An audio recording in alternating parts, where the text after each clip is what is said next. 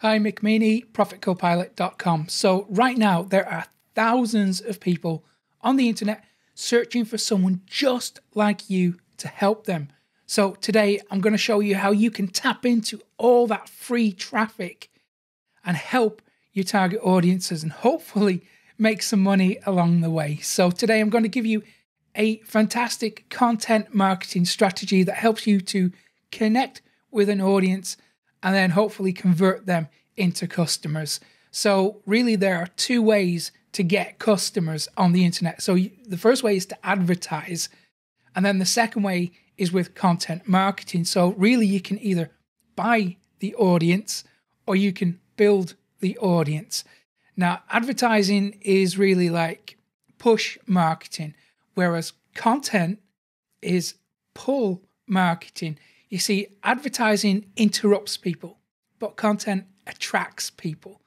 Now, content really tends to level the playing field, so it gives the little guy a chance against those big corporations that seem to have unlimited ad budgets. So when it comes to organic traffic, there's really three channels that we can use.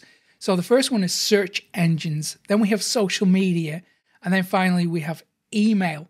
Now, the thing is, nobody is out there searching for ads, right? Nobody wants to share ads on social media, and nobody opts into email lists to receive ads, but they do for content. So that's why I'm a massive proponent of content marketing above advertising. Now, there are different types of content. So you have top of funnel content to create awareness, then middle of funnel to build trust and motivate, and then we have bottom of funnel content, and that's really to remove objections that prevent people from buying.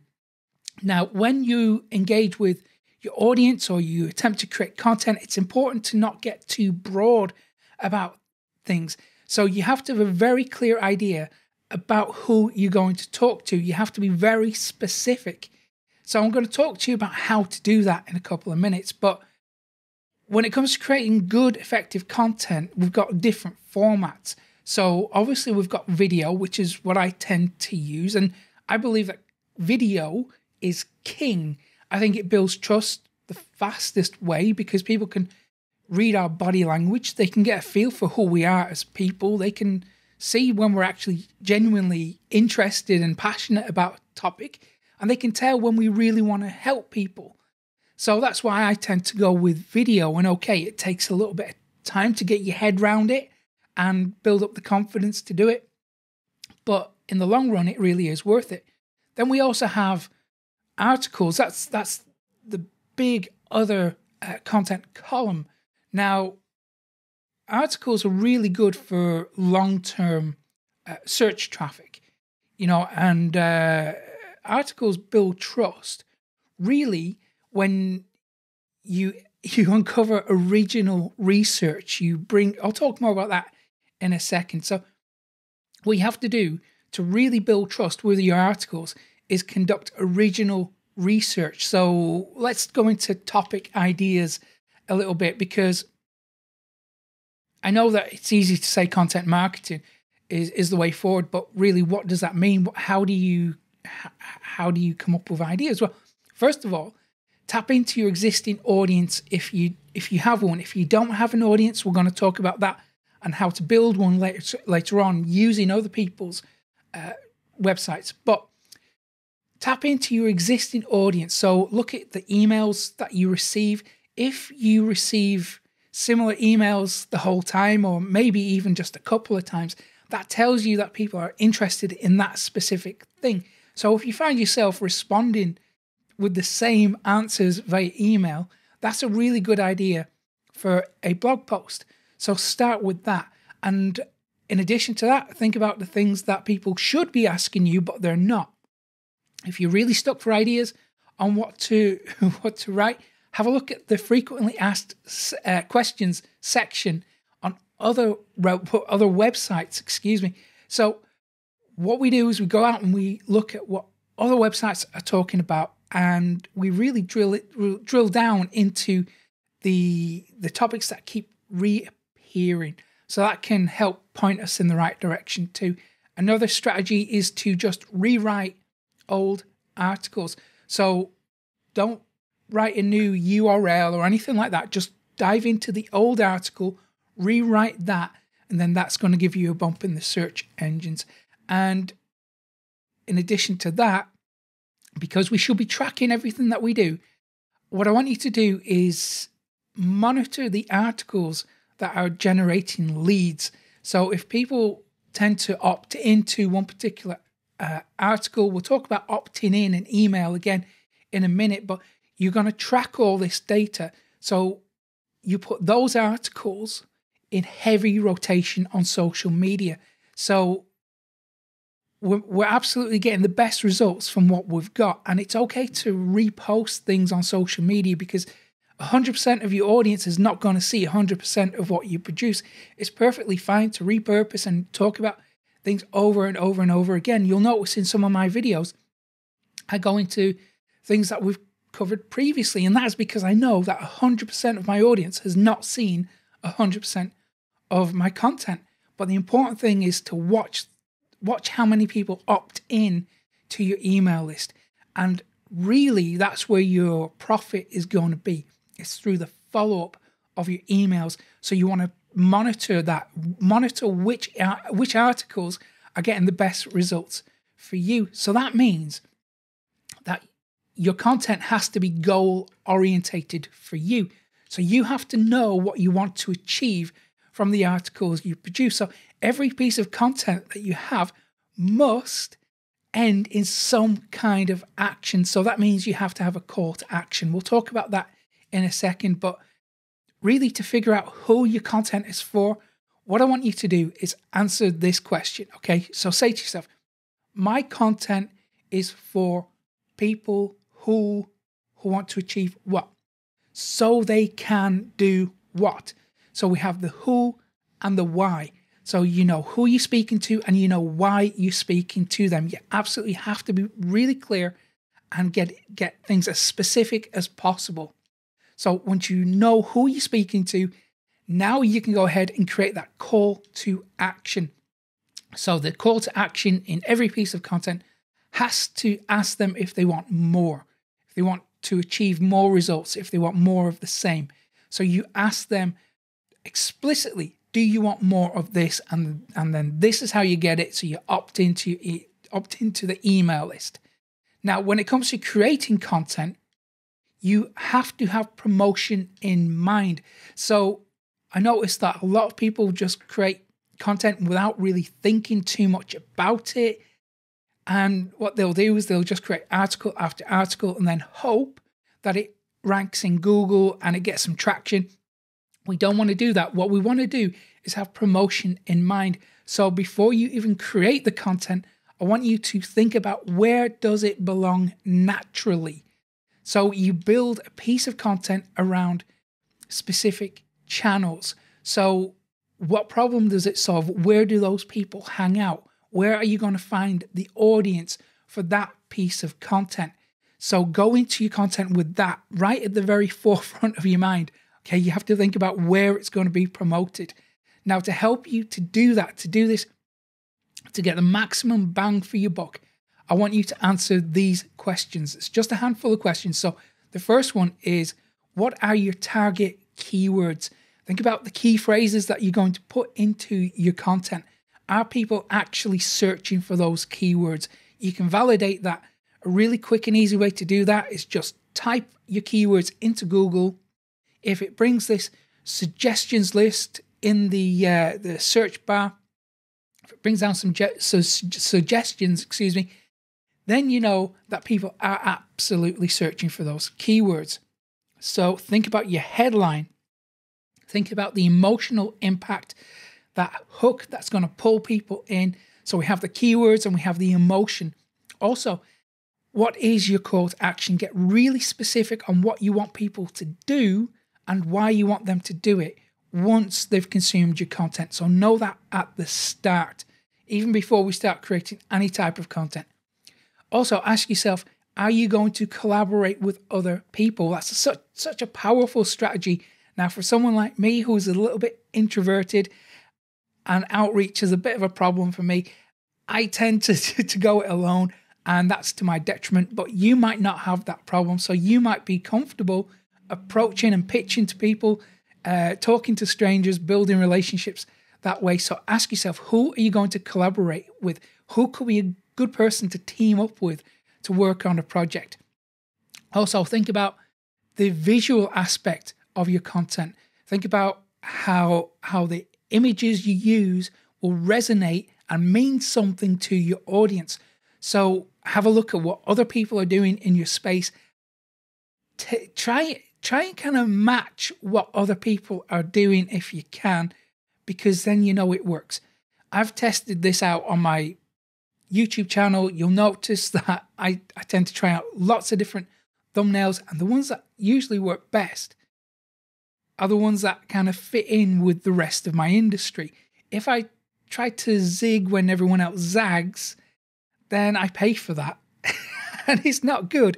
But sometimes, we can apply that zig when everyone else zags approach. But generally, when it comes to visual elements, we don't want to do that because these mean something to your audience.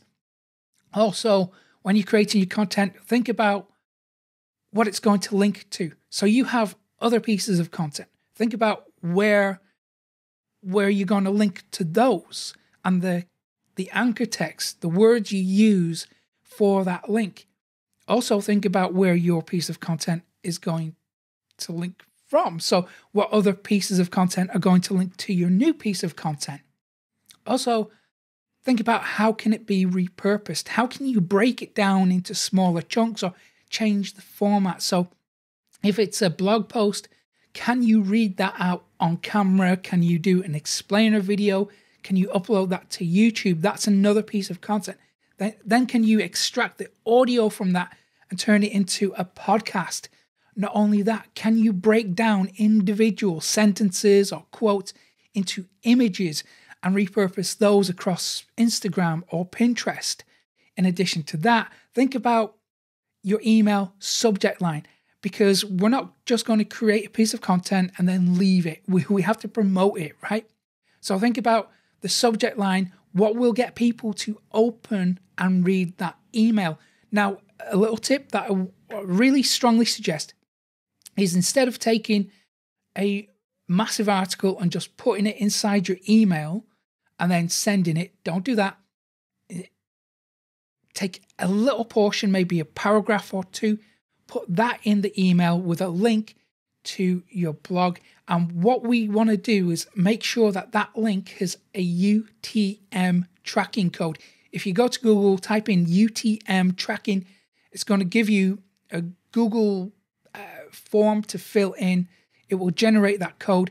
And why we put that link in the email is because we want to track the results. We want to see what is working for us.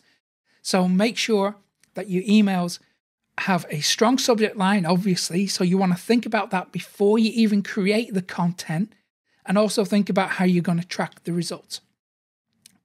Also, when it comes to email, think about how you're going to segment it, because chances are, when you've been doing things a little while, 100% of your list is not going to receive all your emails.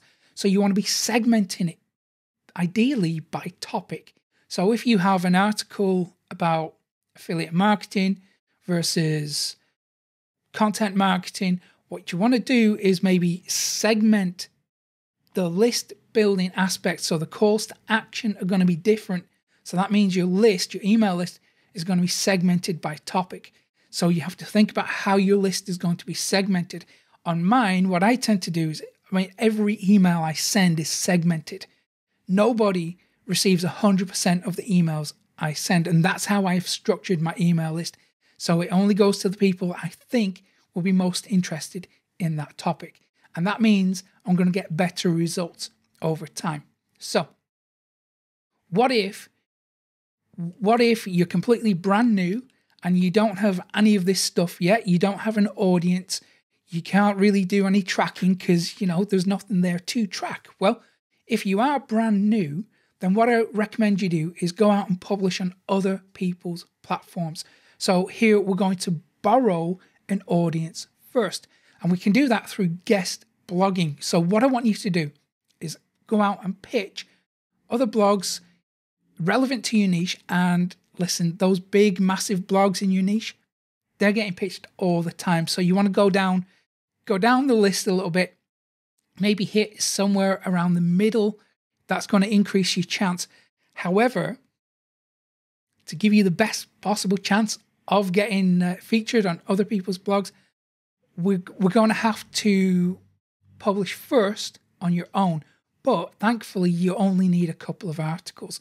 So what I want you to do is publish maybe 2 pieces of really high quality, authoritative pieces of content on your own blog first.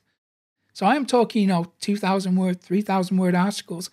And then you have something of substance that other bloggers and people who might give you a shot guest blogging on their site, they can go and see that you can produce quality content. And that's what they want for their audience. So what I want you to do is maybe spend 50% of your content creation focused on guest blogs on other people's sites, borrowing that traffic and then linking to your own website. So that is how you're going to, over time, grow an audience. You're going to borrow other people's traffic. Now, you do absolutely need those maybe 2 high quality pieces of content first. But even before you have that content ready, you have to have a monetization system ready. So if you don't have a monetization system ready yet, then you're not ready to do any of this stuff. If you don't have a call to action, then you're not ready. So get that stuff in place first. So what you absolutely need to do is have that funnel structure that I mentioned at the beginning. You need that in place. So you need that top of funnel content, which is going to be a blog post. Then you need middle of funnel content. That's going to be an email sequence. And then you need bottom of funnel content. That is typically going to be something like a case study or a sales page, something to remove the objections. You need all 3 of those to make money. If you don't have them, then you're not ready. And I know that a lot of people recommend that you build an audience first, then monetize it. And that's one approach that works. But I think you should make money as quickly as possible, right? Because at what point do you think, well, my audience is big enough now that I can make money? I think you should just go for it. Have it ready. Put your energy into the conversion side of things first. Get that ready, then create content on top to pull people in. So you're making money as quickly as possible. Money loves speed, right? So the promotional vehicles that we use, or the promotional channels that we use, first of all, when you have your piece of content, you hit publish. But we don't just leave it at that. Then we promote that via email. Then we promote it again via social media. So they're the 2 main channels that we use. Now, I do have other ways to promote it. If you want me to go into any of that, tell me in the comments. I'll give you maybe a list of the best ways to promote your new blog post. Someone actually sent me an email a few weeks ago asking me for that list. If more people want that, then tell me, I'll go ahead and create that. So if you found this useful, give it a thumbs up below. And if you want more of my stuff, if you want more traffic strategies, head over to profitcopilot.com/traffic. I'll show you how I got over 30,000 website visitors every day for free. Okay, hope you found it useful. Take care.